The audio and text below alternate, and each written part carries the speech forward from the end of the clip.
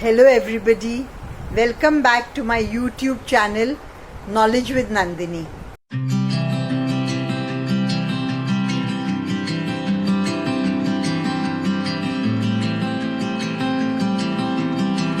Today I have brought another episode on one aspect of the CSSD process, that is inspection of instruments before assembly. It is important to note here that the condition of the instruments directly affects the surgical procedure. Clean, functional and sterile instruments contribute significantly to a positive patient outcome. Yes, dear friends, our work is very important and we cannot neglect a single aspect of it. Preparation activities before assembly include inspection as well as testing of the individual instruments and devices before they are combined into sets. The instrument inspection consists of several steps, mostly checking if the instrument is clean, that the instrument is intact without any damage, and whether the instrument is properly functioning. All these have to be done by us before assembling the instruments. Now, taking cleanliness first, the surgical instruments, if they are not properly cleaned, they can create serious problems when they are used. If small particles of debris is another word for soil or the dirt, or a small piece that breaks off from an instrument, too tiny to be noticed by the technician handling it, enters the surgical site, it can cause granulomas over time. These granulomas can cause pain, discomfort and sometimes require surgical removal. Most importantly, improperly cleaned instruments may not be effectively sterilized, which I repeat in most of my videos. If the debris is baked into the instrument surface, that means it gets hardened and is stuck over there due to the heat in sterilization. It can provide protection during sterilization to any bacteria which lies below. So checking for cleaning requires the individual instruments to be inspected for blood and soil that could be left even after your decontamination procedure is over. Normally, we check for visual dirt with the naked eye or with the help of a magnifying lens, which by now should be present in the CSSD. If you don't have one, try to get one. Now that will take care of visible dirt if you thoroughly check each and every instrument. Coming to invisible dirt, there are validated cleaning procedures developed by washing equipment manufacturers and other vendors which help to check your equipment. Indicators are available to check for the performance also of your ultrasonic washing machine and washer disinfectors. These equipment should be verified periodically to ensure that your process is effective in the first place. Here we are speaking of inspection before assembly. So we need to do some random or periodic testing for some of our instruments before we pack them. Swab tests can be used for this purpose. Since each and every instrument is not swabbed, it does not work out very costly. In any case, the instruments which are swabbed have to go back for rewash. So only random samples can be selected. A pre-decided number of instruments are checked for soil residuals. This is with the help of a rapid ATP testing. You all must have heard of it by now. Or a color changing test that detects protein residues. This validates the effectiveness of our process, of our detergents, of our washing machines, because it would detect biological matter and bacteria which is left behind after cleaning. If the test fails, you should definitely check your washing procedure, your washing machines, your detergents, their dilution and everything. In short, I'll tell you that the ATP systems use relative light units, RLU, as the unit of measure for adenosine triphosphate, which is what ATP stands for. The higher the RLU, the more the soil residue. Protein detection tests, on the other hand, give the result in micrograms per ml. No guidelines are laid down for acceptable values. So we need to develop our own values, and the manufacturers of the devices also suggest some pass-fail criteria. The department must determine how often this is to be done, that is frequency, for the quality assurance purposes, and positive results, as I said before, have to be investigated. And also, I'm repeating, the tested instrument has to be sent back for re-cleaning to remove the test solution. Let us look here also at the containers in which the instruments are packed. We often forget that the containers need to be cleaned every time they are returned to the CSSD, just like the instruments. So these containers are usually perforated or wire meshed bottom trays or rigid containers. These trays should be checked for sharp edges or loose wire mesh. This prevents injuries to CSSD and OT staff and avoids tearing of the wrapper, which would render the product unsterile in any case. In case of rigid containers, we also have to check for the sealing between the surfaces or the edges of the container system, and its lid should be perfectly fitting, because unlike trays, these are not packed in linen. The manufacturer of the tray also may give you some pointers on how these should be inspected before use. No leakage is allowed in this case. As I said before, there is no linen outer packing. The filter retention mechanisms should be secure. The surfaces in both cases, any kind of tray or rigid container, should not be dented. While checking for cleaning of instruments, you have to pay careful attention to serrations, box locks, hinges, cannulas, lumens and instrument teeth.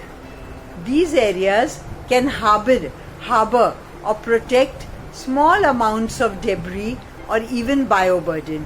Bioburden are the germs, live germs. A variety of stains also can be found on instrument surfaces, but it may simply be dried blood which can be cleaned. Rust is a red or orange coloration on the surface of surgical instruments which results from oxidation. Pitting is corrosion of an instrument's outer surface due to the rust, which makes a small hole, and usually this cannot be repaired.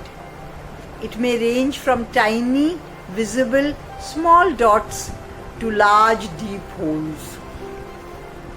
In case of rust and stains, they may be removed by anti-rust solutions and stain removers. However, instruments which have already got pitted should be removed from service. Pitting provides a place for bacteria and debris to collect. So later they cannot be removed and they may not be killed either, making the instrument dangerous and unsterile. If the instruments are removed from circulation, they can either be sent for repairs or they can be discarded, which we commonly call as condemned instruments. Decision on whether the instrument needs to be condemned can be taken by a condemnation committee or with the help of a senior surgeon or based on the expertise of the CSSD manager. All condemned instruments need to be removed or written off the inventory and also cleaned before discarding or sending for repairs. they could be sold as scrap by the material department or whatever your hospital policy is. Now, one common thing is that we confuse sometimes what is rust and what is stains. To determine between rust and stain, rub the area with a pencil eraser, normal pencil rubber. If the area below the discoloration has tiny pit marks, it needs to be removed from circulation. If the metal is smooth and clean below the discoloration, it is merely a stain. The second aspect is to check for intactness. First was cleanliness, now is intactness. Before packing, instruments need to be inspected for flaws. Flaws are like mistakes, where the instrument is not proper, and damage. First of all, the entire instrument surface must be inspected to ensure there are no fine cracks or small breaks. The finish should be smooth and free of any scratches. As we said before, check the items visually for rust or where the plating is absent, like pitting, small pieces of metal which have scraped off but are still attached to the instruments. These are called burrs. You must be always wondering what are burrs. Okay? And small pieces which have been totally gone, which are totally removed, that is nicks and chips. Moving parts must move smoothly over each other, and the stiff parts can be lubricated, and it may be necessary to open and close the instruments, or what we call work them, specially jointed instruments, till they move freely. Instruments which do not meet the above criteria should be removed from the tray and replaced with the inventory available with the CSSD. Again, we can use a magnifying lens for this purpose. Finally, we test the instruments to verify their functionality. That means if they are working properly and are usable by the surgeon. So let us discuss specific points for different instruments. In the case of hemostats, or what we commonly call artery forceps, and also for needle holders, there are a lot of similarities in checking, so I will take them together. First, we examine the distal tips. Distal means away from us, while proximal means close to us. So the handles are usually the proximal tip, and the tips of the instrument are the distal tips. Jaws and tips always distal. The distal tip should meet symmetrically with no jaws overlapping, or in case of scissors, with the blades meeting properly. Here we check for chips and burrs, and we examine the serrations for debris or dried blood, because they are most likely collected here.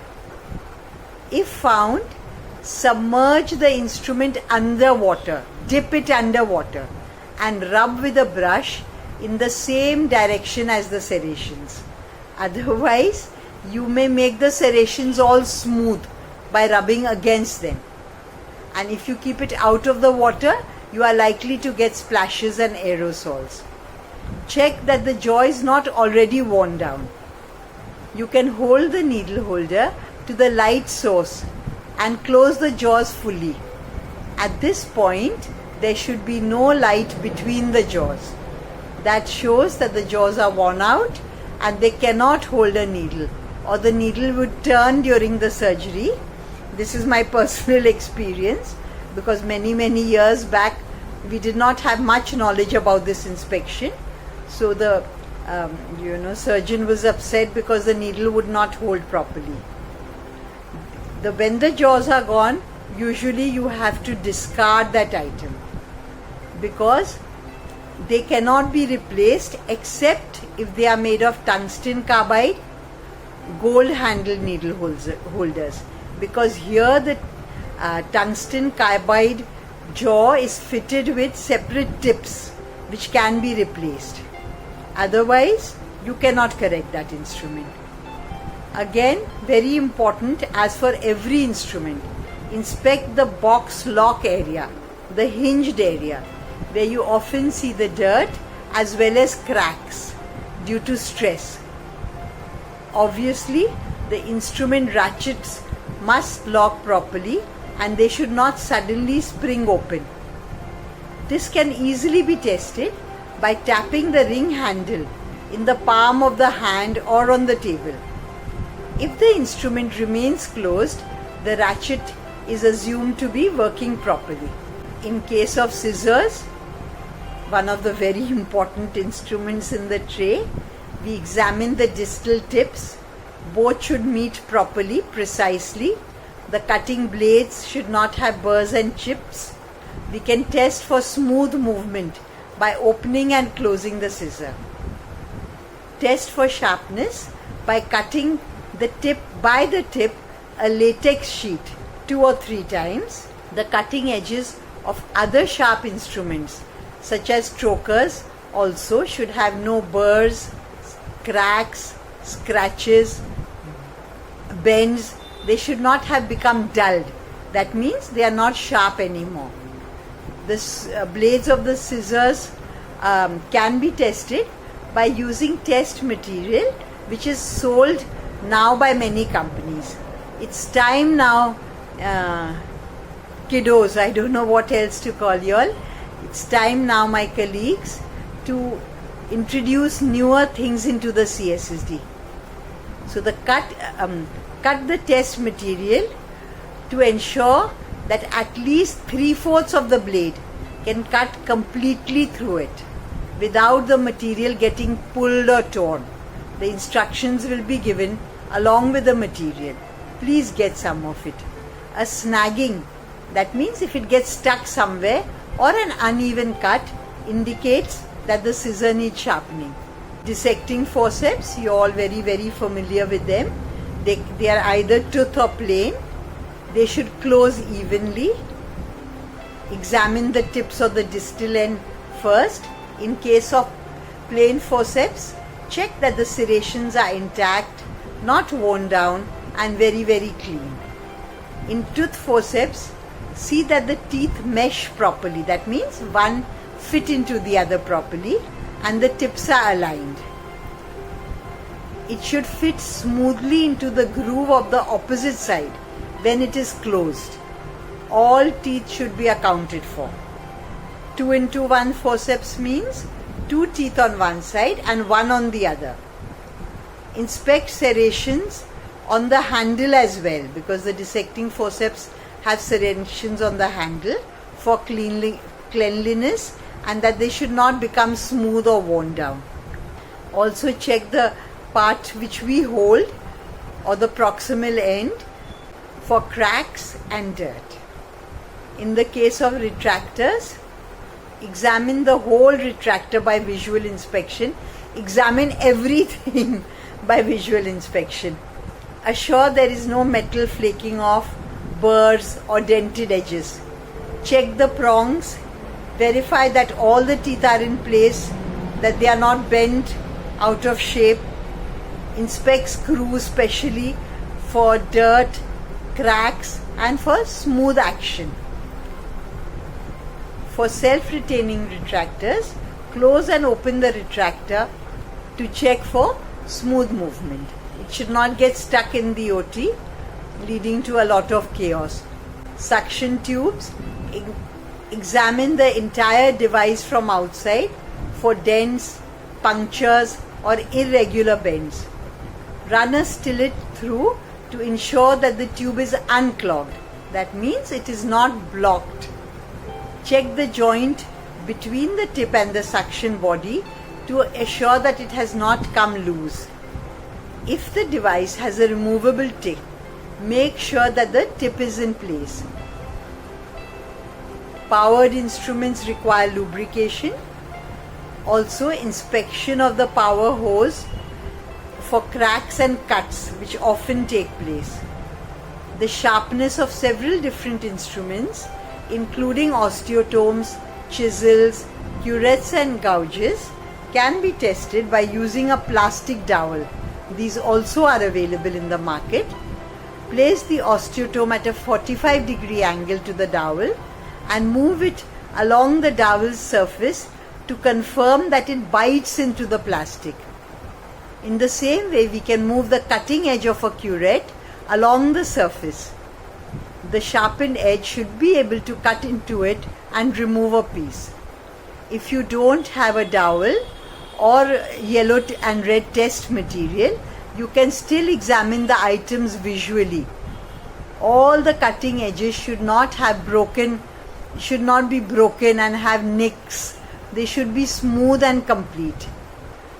A simple method recommended in guidelines for testing bone cutters and rongeurs, you can use an index card, what we call a visiting card. So the pituitary ronger should make a firm and even imprint on the index card. But if it's a kerosene ronger, it should cut or punch a clean hole through the card, just like a punching machine when we file papers.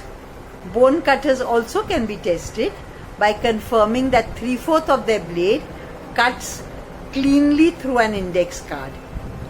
Rongers should be again closely inspected at the distal tip, where damage often occurs, like I said before, for curettes and all sharp instruments.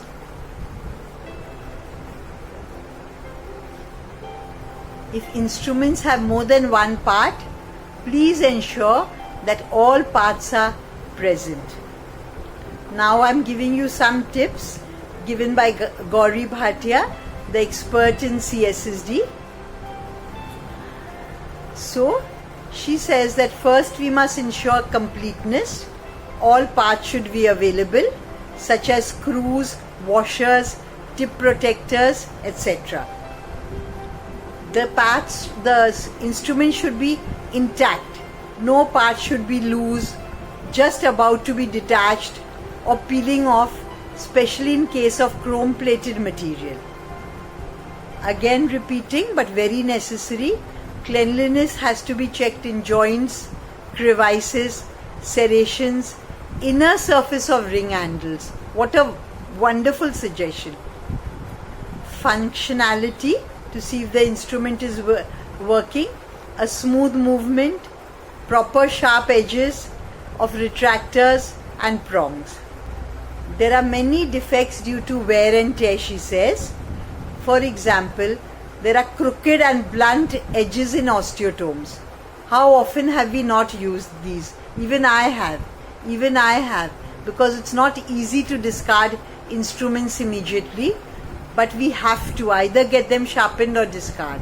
And we have to be very vigilant and militant on this. Also edges of nibblers, bone cutters and kerosene punches. All instruments should be inspected by holding them close to the table or workstation, because they should not fall off. Very, very important. Accidental fall and also accident on our foot maybe. So keep them on the table or close to the surface and examine. For complicated assemblies with parts labeled will help. And against each part, a tip can be written how it can be cared for. And this also helps in training new recruits. That is, new staff. Very, very important point not taken earlier. We have to ensure sufficient brightness. If it is less, we will not be able to see the minute defects on the instrument. And if it is too bright, it will reflect back on the operator or CSSD technician's eyes. So, her special tip is we can have a non-linting light colored cover on the work table to prevent scratching the instruments from a hard surface and provide a soothing background for the CSSD technicians or operators who work there for long hours. So that's it for now. And I had started with 5-minute videos, but now they are going to over about 25 minutes. I'm with you in all your trials and tribulations, dear CSSD friends. Please watch the video and contact me if you need anything. Goodbye. Bye.